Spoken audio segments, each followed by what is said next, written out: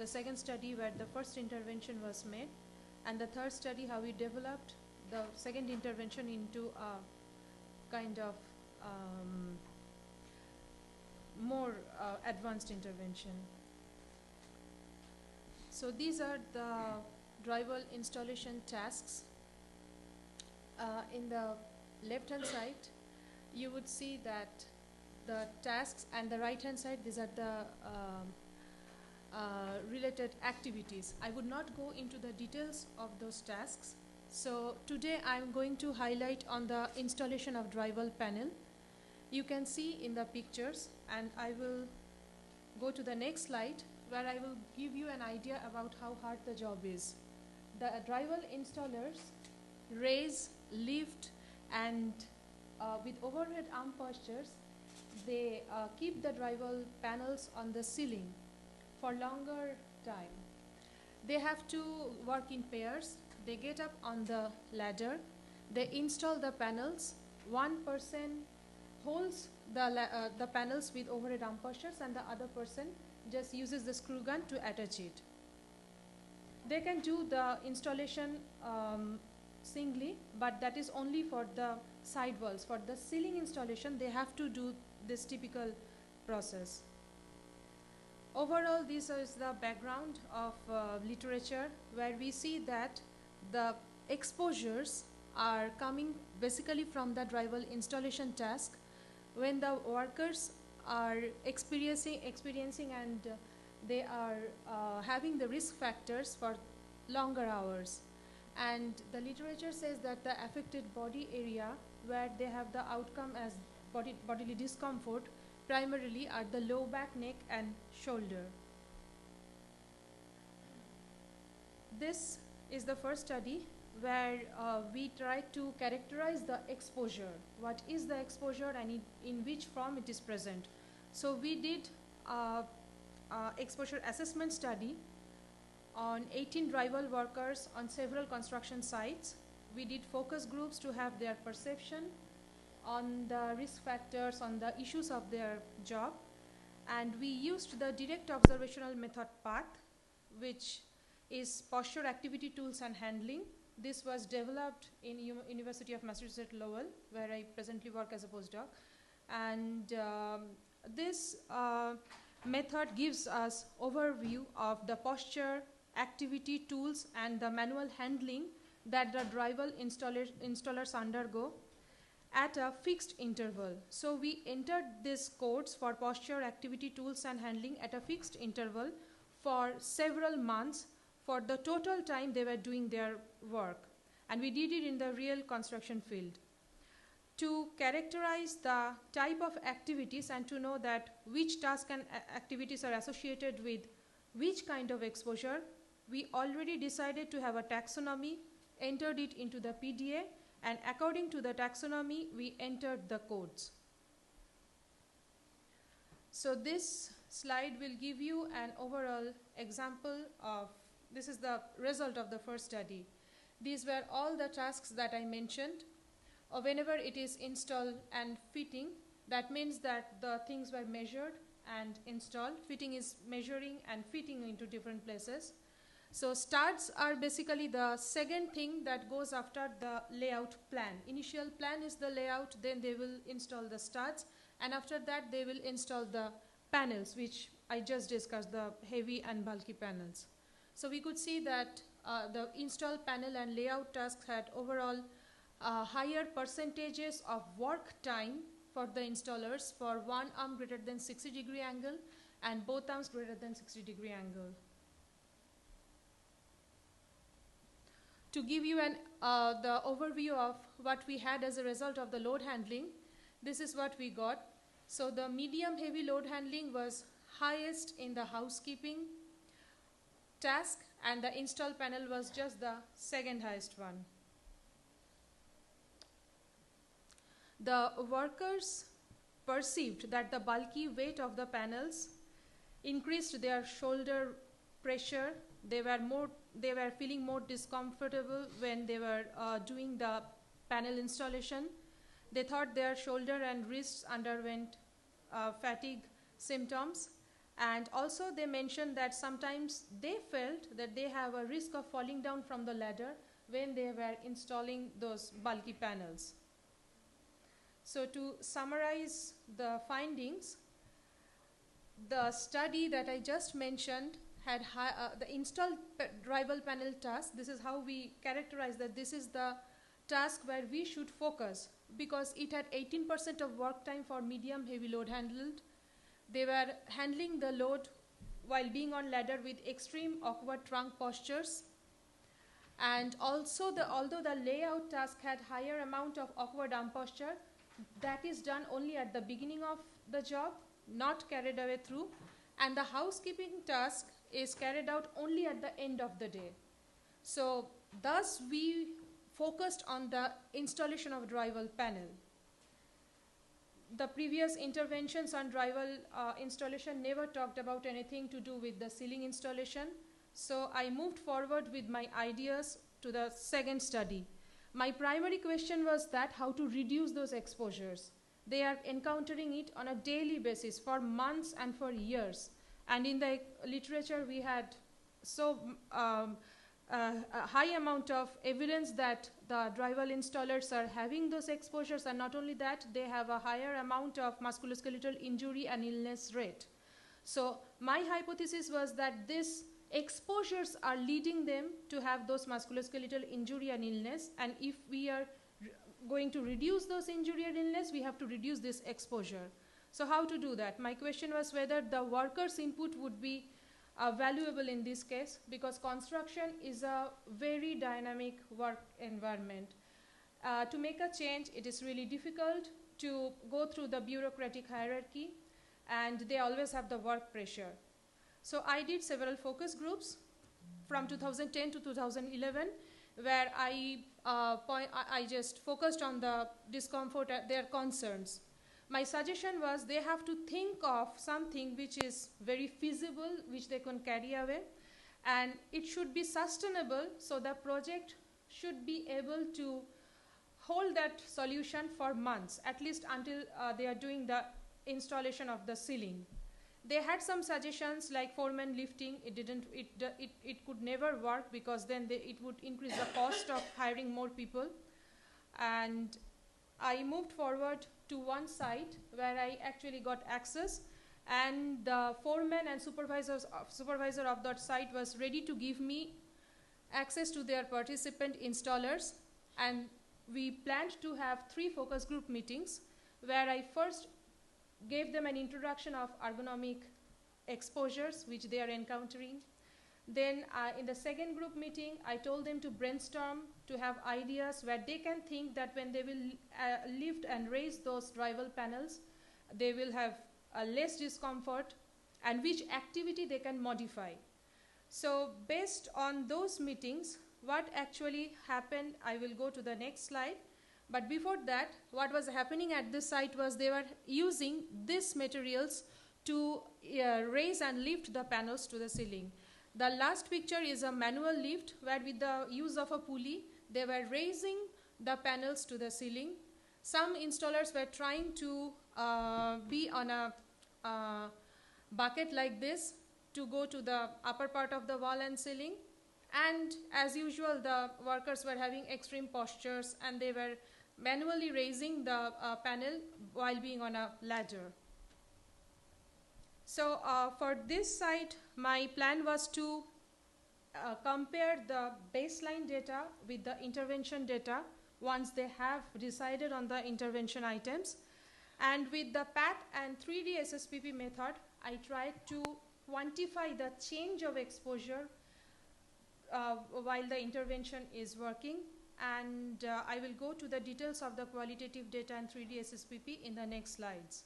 So this is 3-dimensional static strength prediction program, where by entering the anthropometric data and video and still captures of the installation task into the software, I was able to freeze their postures, and I was able to predict that how much change in low back compressive force, joint loading and shoulder moments were produced at the baseline, where they were doing the normal installation, and at the intervention where they used some of their ideas to have a solution or have an assistance for the drywall installation.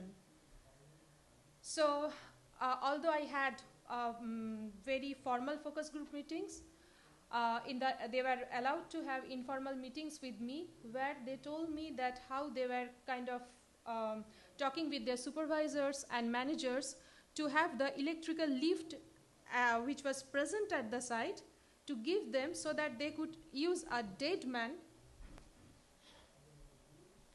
Sorry, this is the slide I used.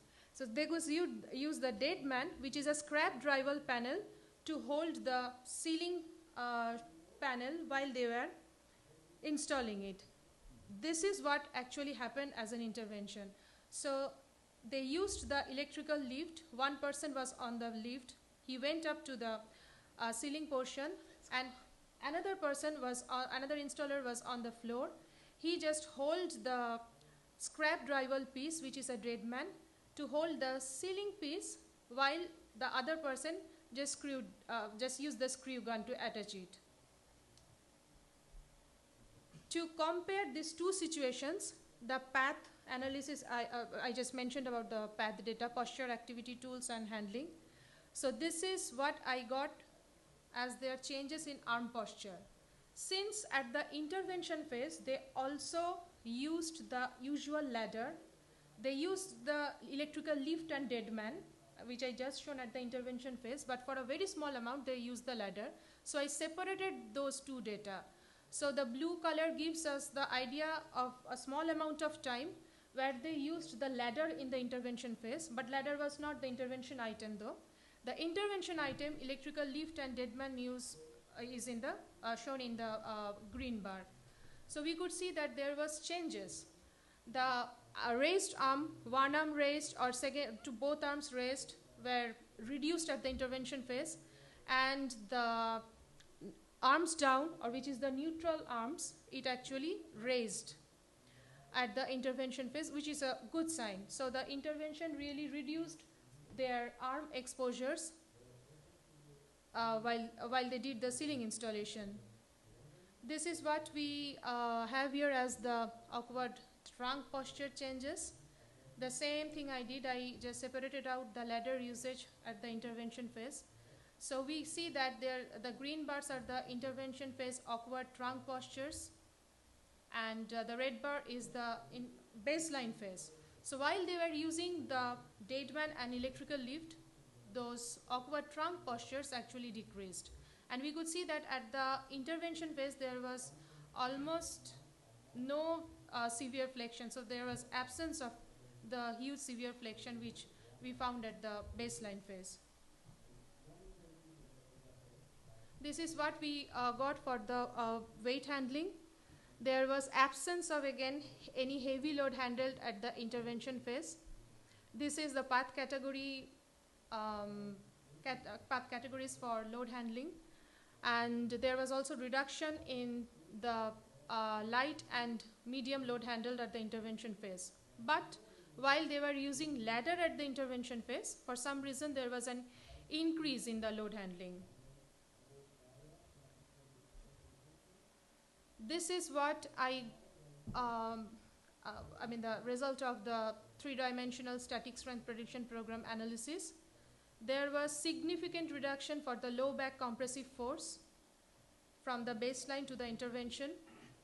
There was a reduction in shoulder moments too, but it was not significant for the right shoulder moment, but it was significant for the left shoulder moment. While I asked the workers about their perception, overall they were very happy with this intervention, and they thought that their exposures like overhead arm posture, load handling were really reduced. They were overall praising the intervention, but it had some disadvantages too. The dead man could not be placed on its own, so every time they has to hold it, and an upward force was being applied to the ceiling. It was not a permanent structure, and the holder all the time was standing on the floor. Also, if you have seen that the path categories for heavy load handling was such wide that anything greater than 50 pounds is heavy, but anything smaller than 50 pounds, even which is 49 pounds, was being considered as medium. So I had some points, I had some analysis where the person on the floor with the dead man was encountering 49 pounds, was handling 49 pounds, but due to the path broad categories, he was being considered as a medium load handling. So the dead man was cannot be a permanent and very good solution for this. With that idea and some strengths and limitations of the dead man study, like it was just a convenient sampling, the intervention, there was no control group. I could not place any control group. It was really difficult to get any access in the construction site. It was only one site study, but there were other strengths too. We did the study in a real field, construction field situation. We quantified the biomechanical exposure, and the intervention was carried out till the end. But to make the intervention to be a permanent one, me and my committee members proposed this tool, which was being used at the market for different purposes, for either washing or cleaning, but we chose or selected this tool just because it had a very permanent rod.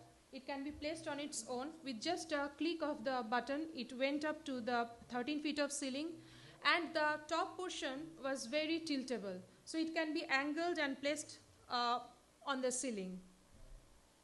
This time it was from the researcher side that we already had this idea, and to test its efficacy and effectiveness in construction field, we aimed to do another study with the same quantification, quantitative evaluation and qualitative evaluation, just to see that whether this can be adapted in the construction sites as an assistance to the ceiling installation. So I am going fast through these two slides where I just mentioned that how I did the focus group script. They were allowed to give their suggestion. Their questionnaire was based on their perception and of like stability, usability, and other supportive structures of the tool, how I evaluated the tool. So this is what was happening at the baseline of the construction site. This was usual 2-person lifting the ceiling panel and then holding it for longer time. Then one person using the screw gun, the other person went on handling it.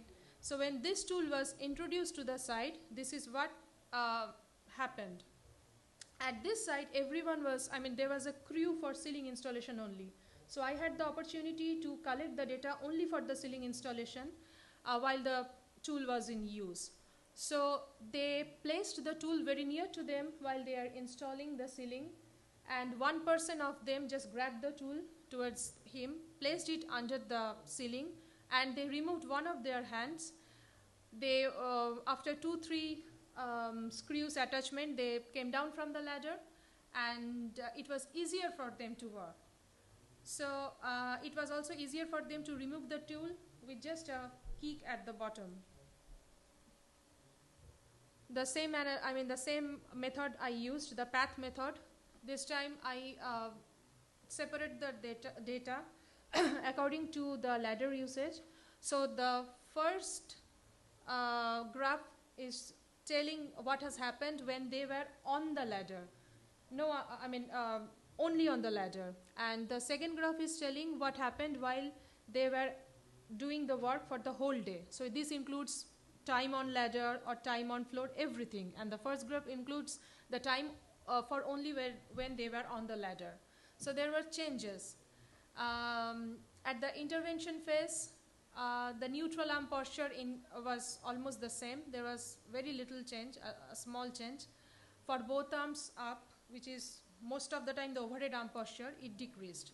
But the one arm posture actually increased a lot. It was more than 100, I think it was 100% of increase for one arm greater than 60-degree posture. The same thing happened, the same pattern was observed while they were either on ladder or on floor. For non-neutral trunk postures, we saw a change at the intervention. It was reduction from the baseline to the intervention for most or all of the non-neutral trunk postures.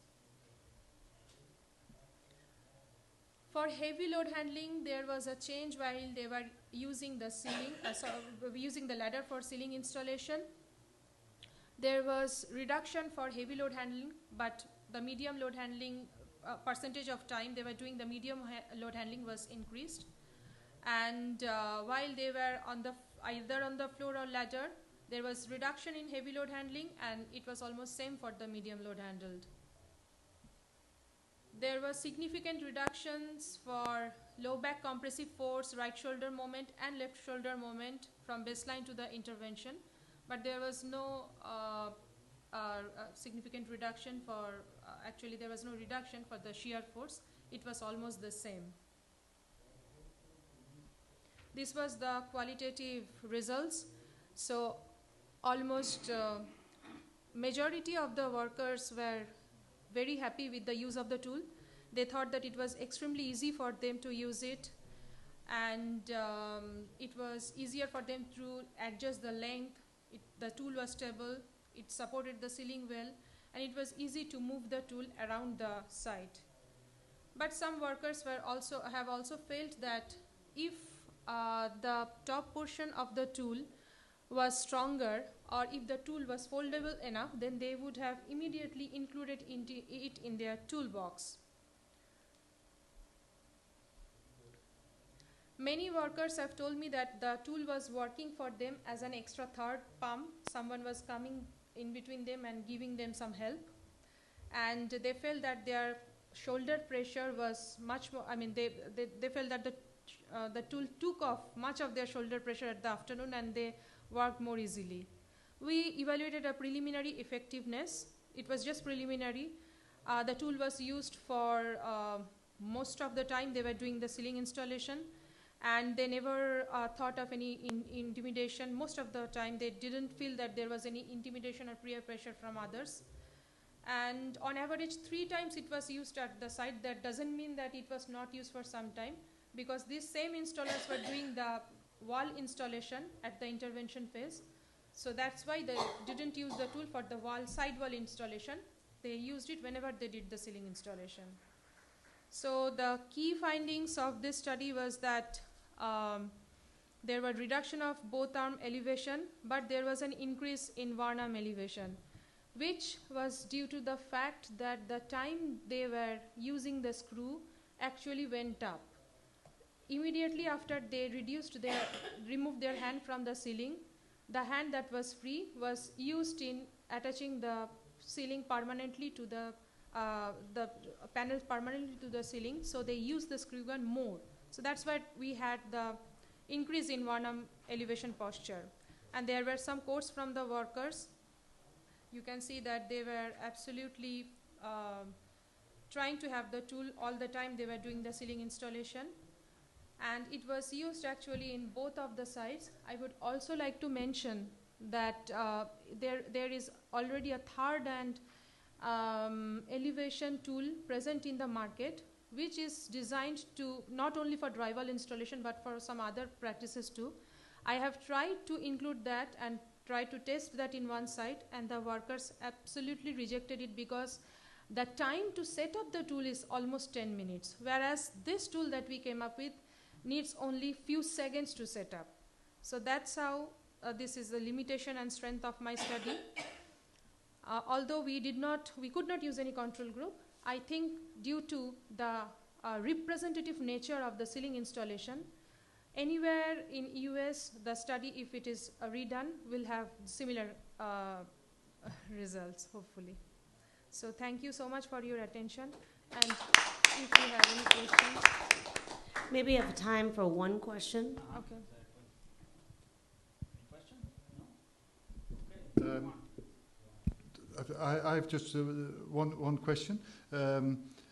Because when you were showing the dead man, so the elevation tool, why isn't it used to elevate the panel just onto the ceiling, and then pushing it onto the ceiling, and then only the screws have to be put in?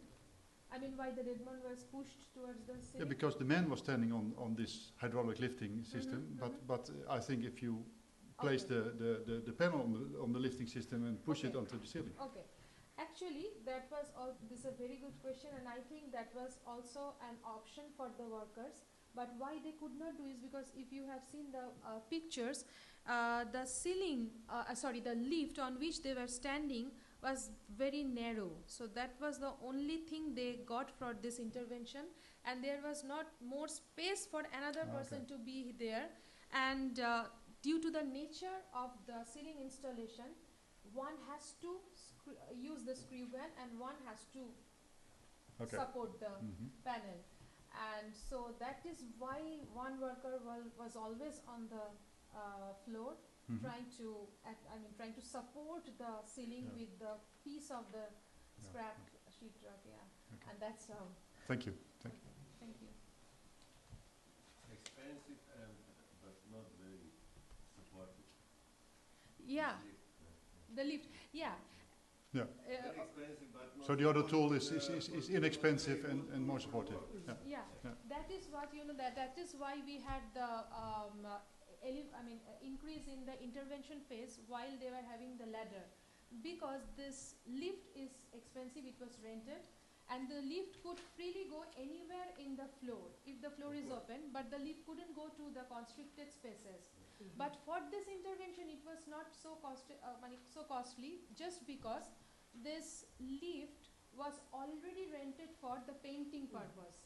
So what they did is, after the painting for the left desk, they used it. Okay. And that's how we came up to the third intervention, to make the dead man piece more stronger, because that was the main intervention. Okay, thank you very much. Thank you.